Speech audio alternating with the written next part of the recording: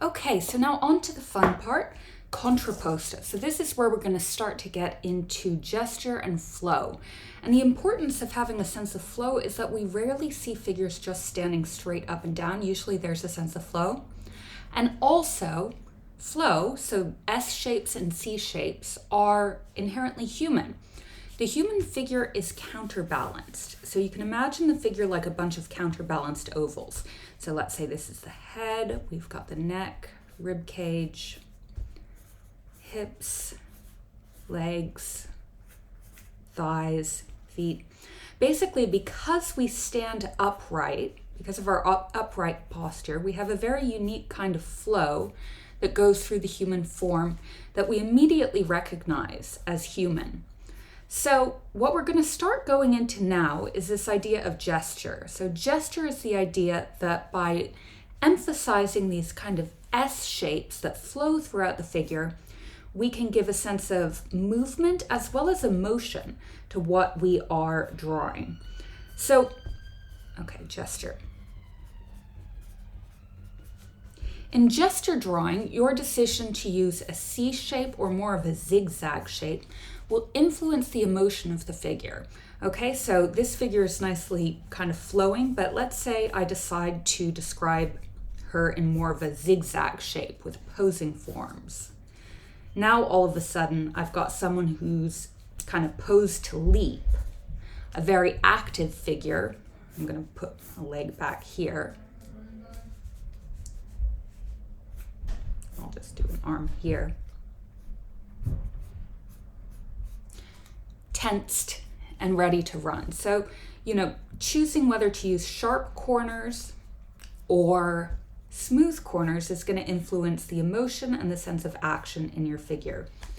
Now on to contrapposto. This will kind of come to you as you go along. This is this basic idea that I mentioned in class where you're looking for C and S shapes in the quick poses. But contrapposto in particular refers to a standing pose, one in which you can kind of see the shoulders and the hips. And basically, when someone is standing at rest, usually one of the shoulders is going to tip down a little bit, which is going to cause a counterbalance in the waist. So basically a greater than sign. And we can arrange our entire figure around this sense of counterbalance because from here, everything else is going to follow the same kind of counterbalance pattern. We'll have a pinch in the waist.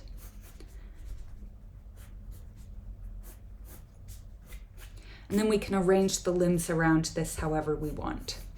So we'll move on to a draw along exercise. The good thing about using a contrapposto framework is it's good for quick drawings like this, which we'll be doing with the model, but just to kind of build our understanding of what's going on, we're going to do a draw along of a full figure just a little bit more slowly than you would be doing in class, because usually standing poses are only 2 to 5 minutes long, just to get this idea down. So let's start by drawing very faintly a line down our page. And you can use this unit for this as well. Okay, and just to get the proportion right, let's mark out 8 head lengths.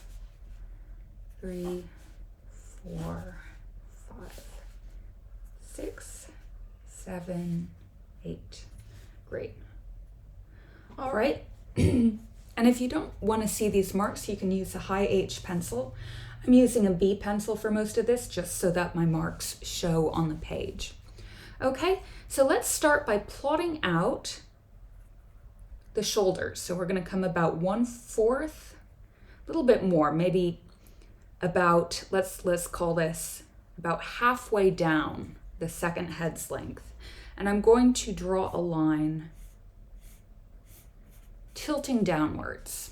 Okay, so it's slightly tilting downwards. On either side, I have about 1 head's length, but you don't need to worry too much about that right at this moment. We're just plotting out where we're going to put the things. And our head is going to be tilted at an axis. So let's also draw a line tilting, and a circle for the head. Okay, now moving on to the hips and the rib cage. Let's start by moving down to the hips. So we're going to have the tops of the hips about halfway down, if this is 1, 2, 3, 4, about halfway down the fourth, and they're going to be tilting in the opposite direction of the shoulders. So we've got this greater than sign. That's the central feature of contrapposto. Okay, and now what we want to do is look for the pinch in the waist. So we'll have a little pinch in the waist around the third. So this is also going to tilt ever so slightly downwards. And now the movement of the torso is going to inform the way the entire figure kind of flows together. Okay, so let's move further down the figure in this form of counterbalance. So 4, 5, 6. Bottom of the sixth, let's have, I'm going to put one kneecap here coming forward, and we'll have a counterbalance tilt here, just a little bit lower, showing where the other leg is going to be. And then about halfway down, the eighth, is where we're going to get one ankle, and then a little bit lower than that, the other ankle. Now we're going to do about up from the shoulder, about 1.5 head's length for the arm coming up. So we've got that there. It's going to tilt downwards. And we're going to have the other arm going fairly straight. So again, about 1.5 head's lengths. And going like this. And now we're going to form the figure around these central points, okay? So let's start by looking at the rib cage. We've got the rib cage around here, and it's gonna be tilting up a little bit. So let's do a little circle for the rib cage. We can just do circle like that. And then we've marked out where the hips are gonna be around here. So let's put in a little box for the hips.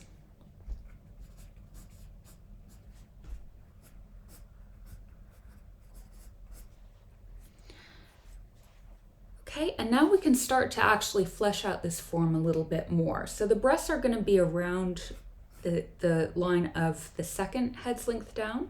Let's just draw a little line following an angle here. And then she's pulling her arm up. So I'm just going to kind of allow this line to flow into this section here and flesh out this side of it. So I'm adding a little bit more flesh to this side.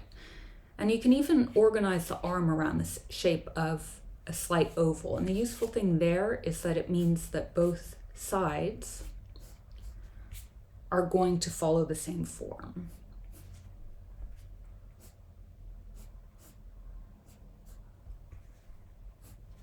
Okay, and now we've got the belly button here, but let's take a look at the angle of the rib cage and how that angle would flow through the figure. So we've got kind of the belly coming out here. And what this pose is going to do is going to create a pinch in the waist. And that pinch is a really good central point for understanding the position of your figure. So let's get this pinch here in the waist and then move on to the hips. So following this kind of boxy form,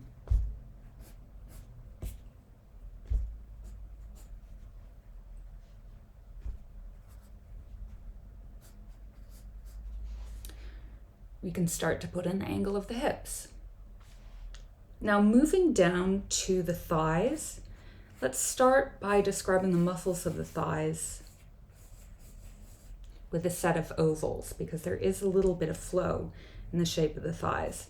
Then we can follow the form of those ovals to get a little bit of that wider area near the top of the thigh. And since I've marked out the kneecap here. I'm going to move down in kind of a triangle form. And then draw a little line in the 7th box showing the tilt of the calf, so where the highest and lowest points are. And then I'm just going to flesh out that form.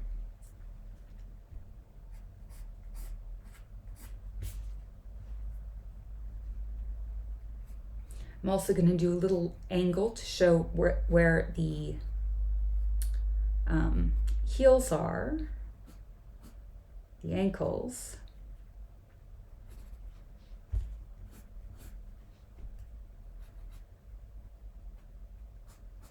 And the foot is kind of a wedge shape, so we can just draw a line kind of across there and across here, and if we just shade that, we're going to get our foot kind of tilting forwards. And we can also just add a little bit of shading to the lower leg, just because it is going to be coming back.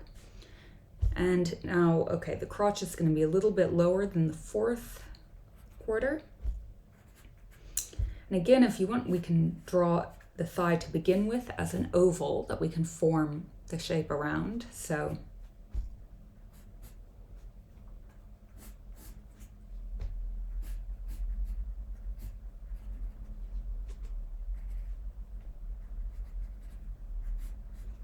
I'm going to take a look at the angle for the top of the calf and the lower part of the calf coming down through here.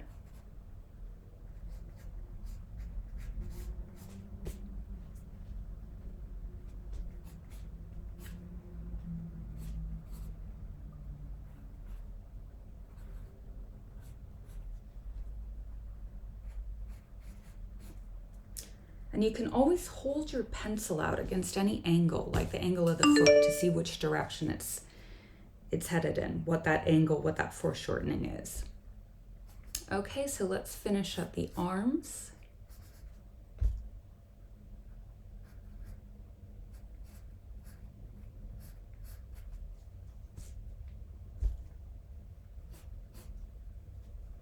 We're just going to block out the hands. We're not going to put in too much detail today.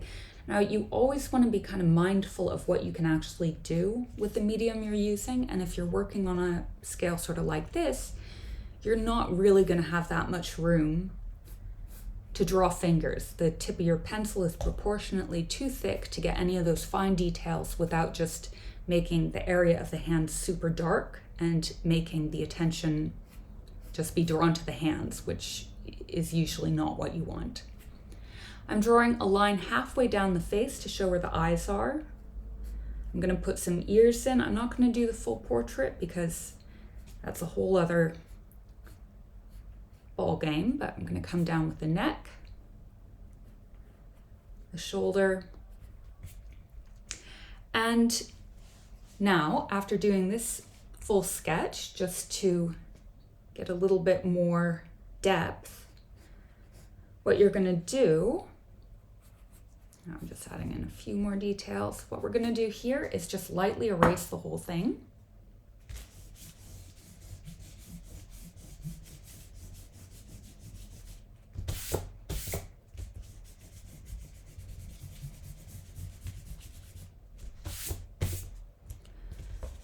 Lightly. Then we are going to set a ground. So let me just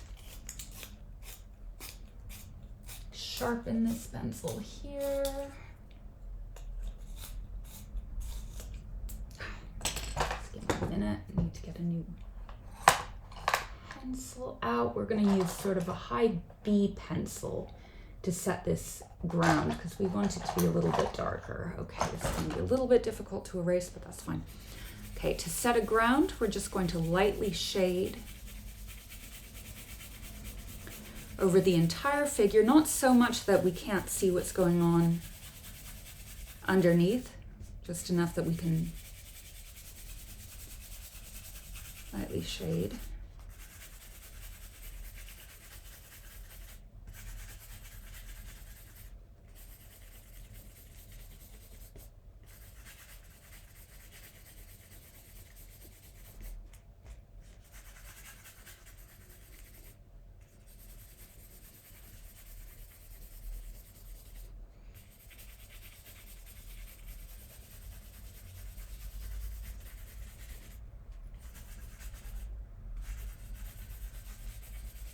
Okay, now using a paper towel to smudge, we're going to smudge this. And then I'm going to lift out the highlights with my eraser. So we've got highlights on the breast.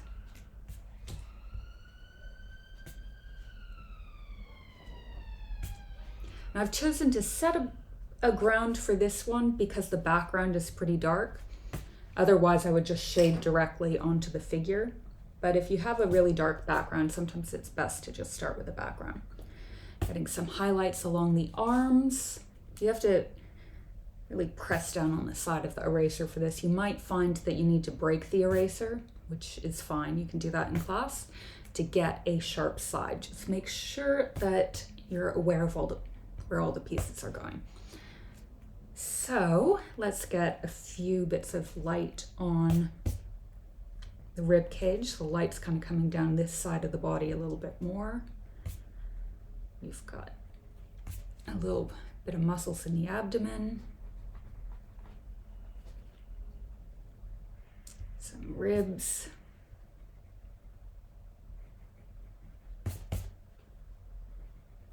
A little light hitting the hip here. Then the light's kind of flowing down through this leg coming forwards.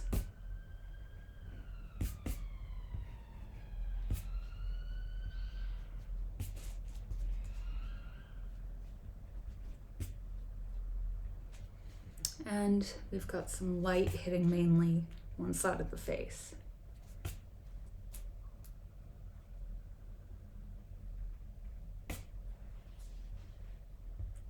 Just gonna erase a little bit more up here. Okay, and now we can come back in with our pencil and start to add in some darker details. So let me see what this is. This is a B pencil. Okay, that will do. Okay, so now I'm just going to darken up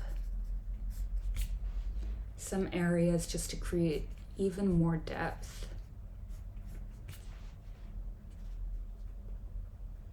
For the hands, I'm just looking at the negative space.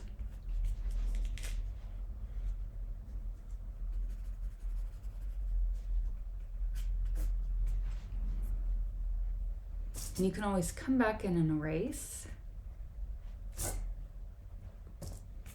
Have a little bit of shading around the neck.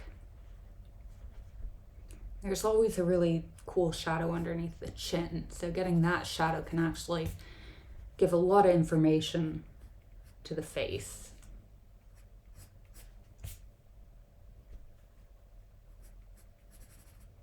I'm just going to shade a little bit the area where the eyes are and where we've got the hair.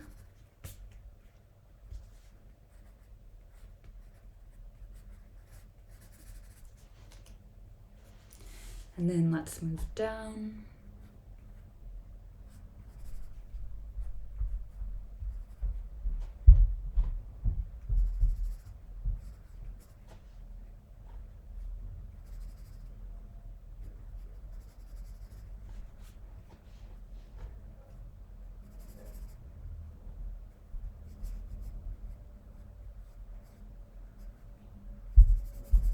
Can be useful to see shading as like actual shapes. So instead of thinking of shading as a gradient, try to think of areas of shade as concrete shapes with proportion and everything.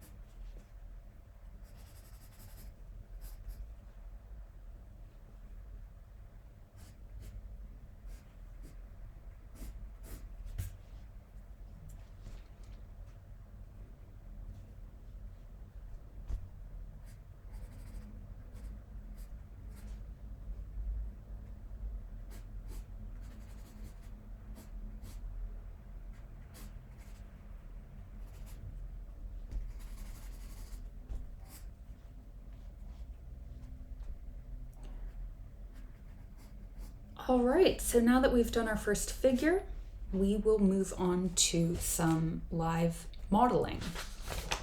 And so at this point in the class, I'll just kind of reiterate what we're going to do for these contrapposto poses and what that actually looks like if you're given 2 minutes to draw the model, okay? So we've got a standing pose. We'll have Vanessa give us a pose to do, and then we'll have a very short amount of time to do it. So I'm going to start by looking at the angle of the shoulders, the angle of the hips, do a C shape for the breastbone or backbone, figure out where that pinch in the hips is, look for C shapes. So I'm looking for continual axes, lines going in the same direction.